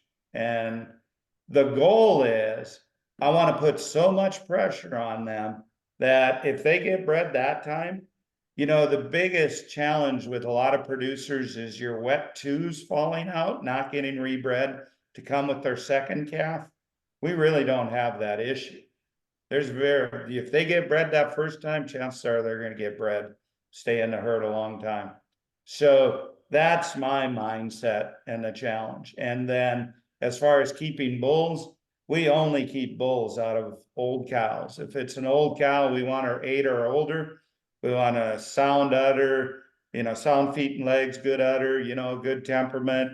And she's got to look like Gabe Brown, real big middle, easy fleshing, wide ass, that's how they should look, That's who we want to keep bulls out of, because people are so concerned. Well, the buyers won't buy them. I call the bull card. I'll guarantee you, no matter what animal you walk in through that ring, somebody's going to buy it. And you know what? We take most of our animals and grass finish them, but the last several years, because of how dry we've been selling the steers in the spring. They've topped the market every year because nobody has those grass cattle spring of the year at that weight. And the other thing is our cow herd size is shrinking, the mature cows. Our average mature cow now, if she's hog fat, 1,050, 1,100 pounds, that's about it. But I tell you what, the smaller your cow, the more cows you can run per acre, that will make you more money every single year. Doesn't matter what the feedlot wants. I want profit. What weight are you breeding heifers at, and how big are those heifers when they're calving? So I got to tell you a story. So friend of mine who's a veterinarian, I had another friend who ultrasounded for years, then he retired. So I called another friend of mine who was a vet, and he come out to ultrasound. And he's looking at these heifers and he's looking at me because when they're bred and, in December, they're probably weighing 7.25, 7.5 as a bred heifer in December, something like that. And he says, Gabe, you're not going to calve these out. And I says, no, they're going to calve themselves. out on pasture and I'm not gonna worry about it. And he just shook his head. Well, I guess you know what you're doing. I just laugh, you know, it'll be no issue. Yeah, so when we're exposing them to a bull, they're probably weighing 6.5, something like that. And I remember you saying that Yeah. you want a 1,200-pound cow, she's got to have her first calf. I think it was 850 pounds. Yeah, and 1,200 pounds is pretty big. Yeah. I don't want that big a cow. What maybe just you touched on a point about bulls. What I mean, what does a herd sire bull look like in your herd? Like how long are you keeping them? How many replacements are you keeping a year? Yeah, I had a bull a couple years ago. Paul ended up killing them because all bulls and cow cows get killed and made into jerky and sticks and that. And he was 19 and he had been used that year. Yeah, there's a number of bulls that'll be 12, 14 years old, still working. Well, Yeah. that is a wonderful segue because we did have a few questions. I know you guys have been direct marketing for years, and I mean, it's just something that needs to happen. In my opinion, I mean, there's lots of reasons for lack of profitability in the cattle industry, but a lot of fingers can be pointed at the packing industry, in my opinion. Just wondering, I mean, we had a few people reach out, but for my own farm specifically, it's just something that I think we have to do to improve the farm going forward. Some do's and don'ts with direct marketing, how to do it as efficiently as possible. Yeah, and I'm not gonna kid you, it is a lot of work. My son will tell you he's got a 6,000 acre ranch, runs about 800 head of cattle, flock of sheep, 200 to 400 hogs, 1,600 laying hens. There's bees on the place, grows some crops, direct markets, everything. And that whole ranch is ran by him and his wife, one part-time hired hand, and my wife does the bookwork. That's it. And he will tell you he spends 60% of his time marketing. So do's and don'ts, obviously don't jump in whole hog. You got to make sure you have a quality product. And that's still, taste and eating experience is everything. Because if you're going to demand a premium, you better have a premium product. The next thing is you can sell on the rail, but that limits your market. What really made Paul his market is when he started selling individual cuts. I think right now he has 300 different SKUs of the different products. He's killing semi-load lots only, not only because the kill cows aren't semi-load lots, but and you have to find the processor where every cut is the same, because then you can sell by the price point instead of the pound. So like you can sell a 12-ounce New York strip for $27 or whatever, or 28, whatever the case may be. Hey, I thought my son was pretty good at marketing, but Glen Elzinga out in the mountains of Idaho, if you ever read the book Steak by Mark Schatzker, and Mark searched the world for the best tasting steak, and it was Glen's. For a 12-ounce New York strip steak, $125. And he Whoa, sells out all the time. that's Wagyu. That's a marketer. No Yeah. kidding. Yep.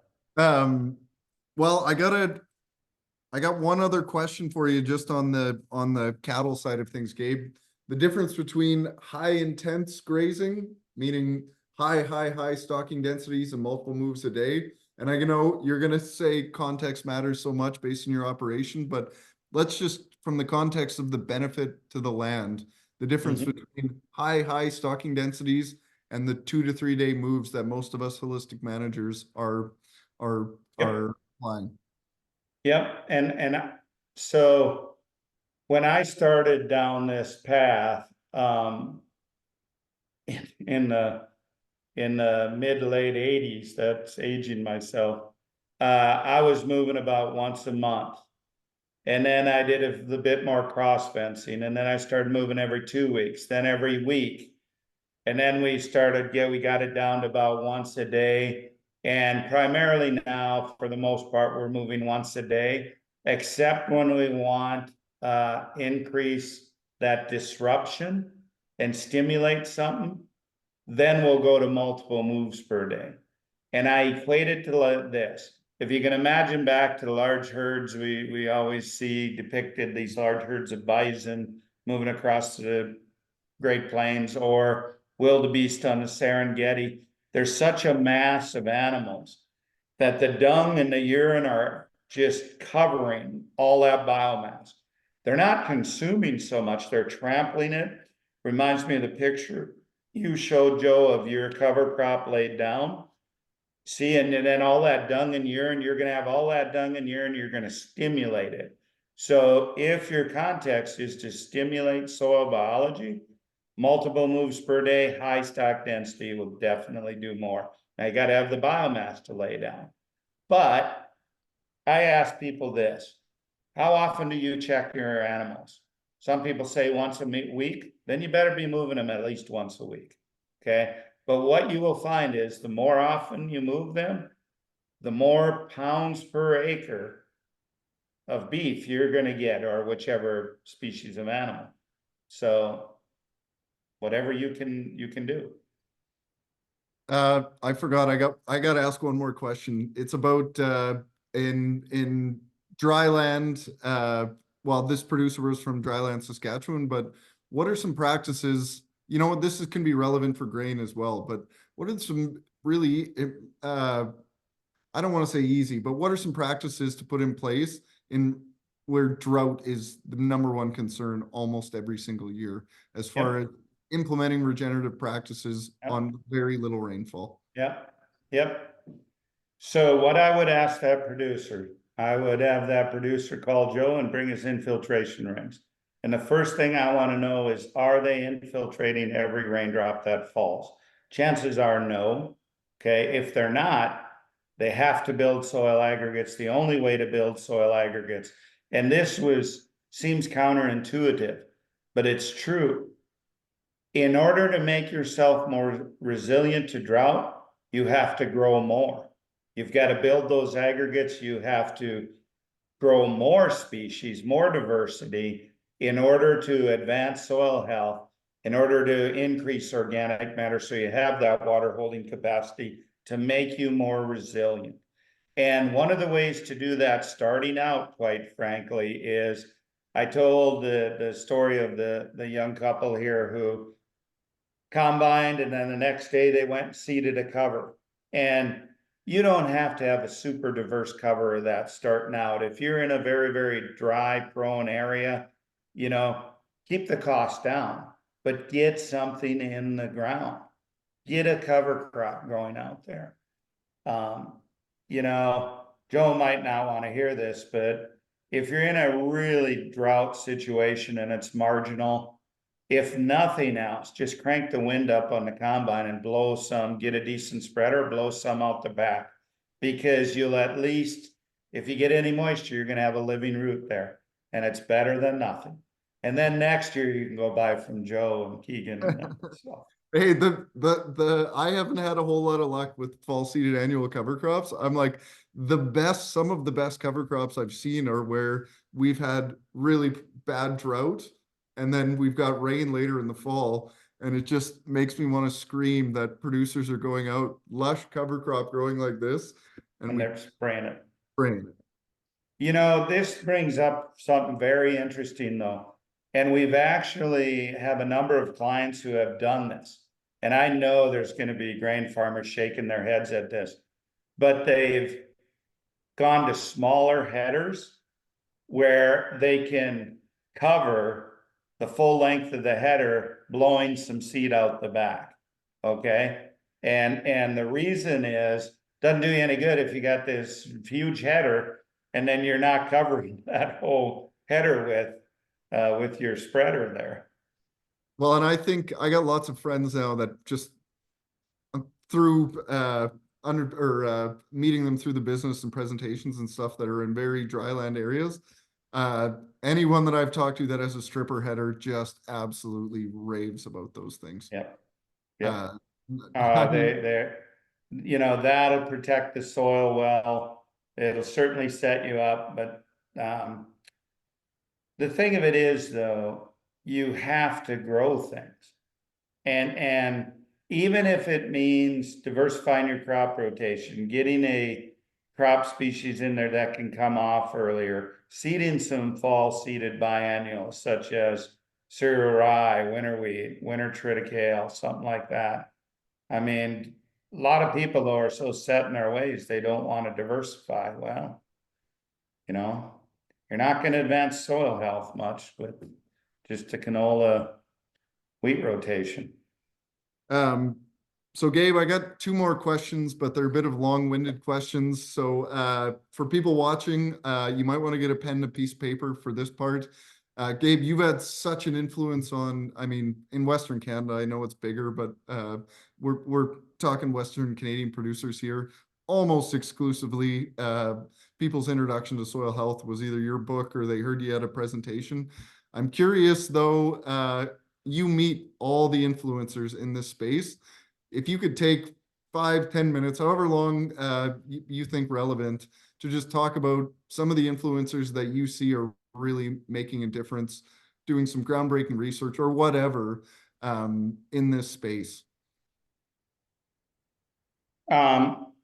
Quite honestly, I think that the most gains we're seeing now is from farmers and ranchers who are doing it. For instance, I mentioned Derek and Tanis Axton and what they're doing. I mean, they're doing some really good work with diversities and polyculture cash crops. Even people like Rob Wonder, although don't let it go to his head, he's trying, when I was on his place last summer, he's trying some really good things up there. There's a lot of producers out there that, you just you gotta admire them. And that's why I really encourage everyone. It would always drive me nuts in the early years, especially how would put on these field tours and you'd get 2 or 3 people showing up. And I'm like, that work will always be there. But I tell you what, I have never ever driven on a single farm or ranch where I haven't learned something. Now, sometimes I'm just learning what not to do, but that's learning too. So take time to learn. It just, man, those early years, there was times I'd take off at night and drive straight through the night to get to a field day in, Ohio or Nebraska or wherever it was, just to learn something. And so, I hate to mention names because I'm going to forget some people, but there's a lot of farmers out there doing some really good things. And don't be afraid to go and learn from them. Well, I mean, I referred to you as the Godfather when we started, but I kind of mean that actually, Gabe, because when I started, so I mean, we started dabbling around, I don't know what it was, 2012, something like that, and we went full soil health regenerative a few years after that, and it was a lonely place. I can't imagine what it was like in Bismarck, North Dakota. Imagine what I felt like. Yeah. We didn't even have the internet when I started, I was using the Dewey Decimal System to look up books in the library. Yeah. Well, but it must be such a neat thing to look back on and think. Even when I started, I'm like, if I wasn't driving to Gabe Brown's or a presentation, my closest friend that had a crazy brain like mine was an hour and a half drive. And you better believe I spent a lot of time on their farms, because the first thing that if they came to my farm, I'd say, come look at all these places where I screwed up. And they say, oh, you think that's a screw up? How about this screw up? And Yeah. I needed that. I would have quit if I didn't have something like that. Yeah, I was very blessed, Joe, in that 1998, I got asked to serve on the Burley County Soil Conservation District. And Jay Fear was our district conservationist.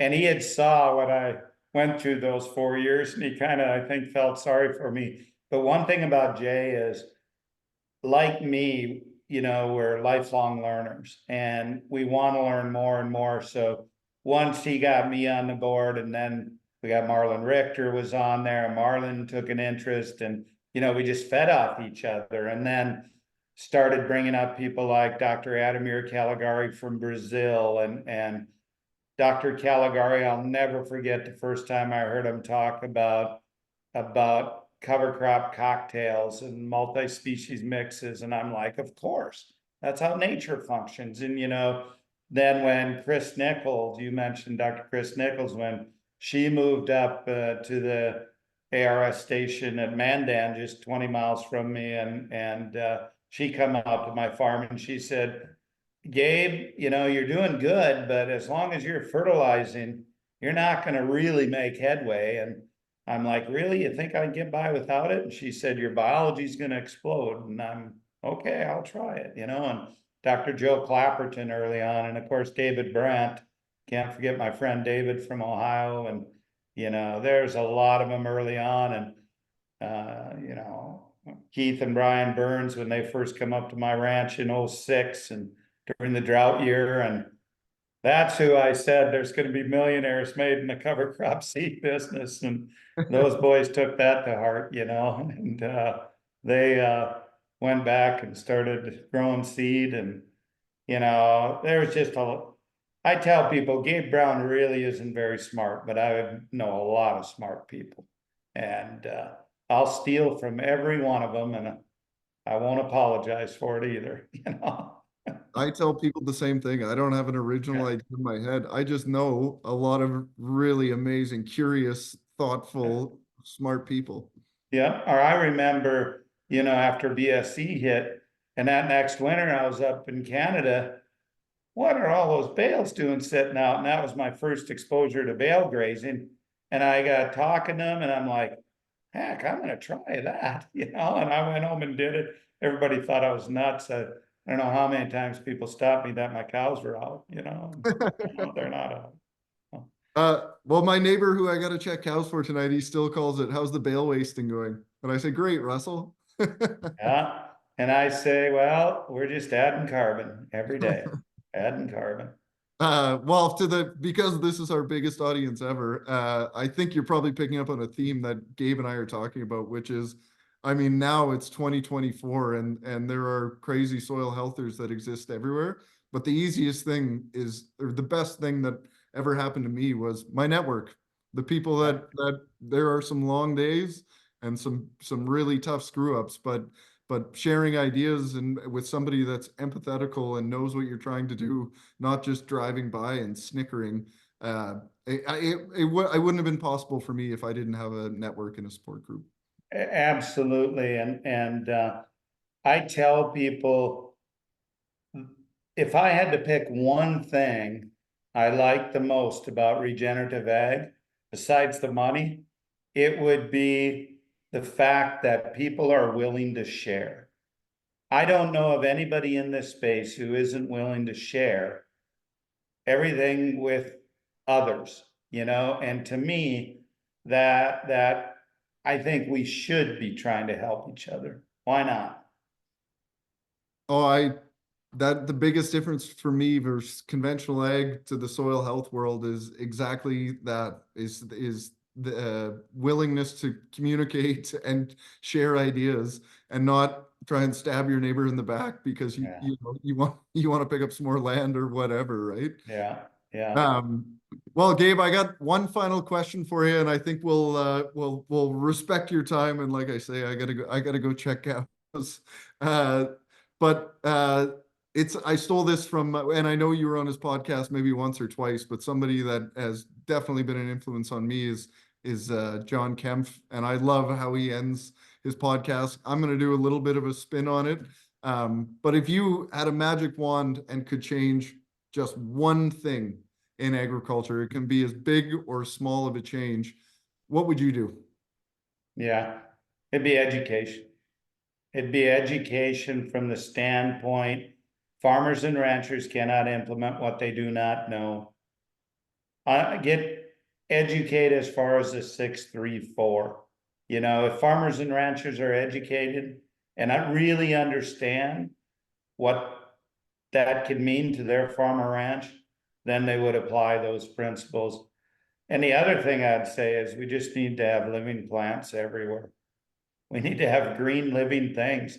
It's ridiculous what you shared earlier about farmers going out there and killing off those green living plants after harvest. I mean, nature's just trying to collect all that energy. Yeah. So, well, I guess a follow-up thought on that. I wrote this question down, but damn it, I just got to it. You're talking about education. I am awful curious about this, Gabe. If you were the dean of agriculture of a university, what would that course look like? Yeah. It'd be all based on the 6-3-4. It'd be all about principles, rules, processes. Yeah, it'd be all about the energy cycle, the water cycle, the nutrient cycle, biodiversity. And it'd just talk about all those interactions because everything revolves around that. I always found it interesting that 4 years university in agriculture and nobody ever taught me how a plant grows. Yep. Or how an aggregate is formed. Yeah. You know, I bet you today 97% of the farmers don't have a clue how an aggregate is formed. And yet their whole livelihood depends on that aggregate, you know? For sure. Yeah. Well, Gabe, I think we're gonna wrap it up there. I'll end on this point is I hope you know the influence that you've had on me, but I got the best job in the world. I get to tour Western Canada and talk about, I mean, the principles of soil health, plant diversity, and I can't tell you, I bet it would be 7 out of 10 are sitting in that room because they read a book or watched a YouTube video or heard a podcast by a guy by the name of Gabe Brown. And I smile every time because that is how I got my start. I got my business partner, Trav, sitting beside. That's how he got his start. I wish there were 40 more Gabe Browns. What kind of would that be? There Would you guys is. get There's along? Travis and Joe and Keegan and, you know, all these others. And that's what's exciting to me is seeing this grow. And I just thank you for having me on. It was a real pleasure. And, you know, if I didn't answer everyone, any questions out there, it's just gabe@understandingag.com and I'll try and get them answered. Oh, you might regret that, Gabe. You're going to be hearing from them. That's all right. It's all right. All right. Thank you, everyone. Well, have a great night, Gabe. I really appreciate it again. And yeah, maybe we'll do it same time next year. Sounds good, Joe. Thank you. Have a great night. We'll see you.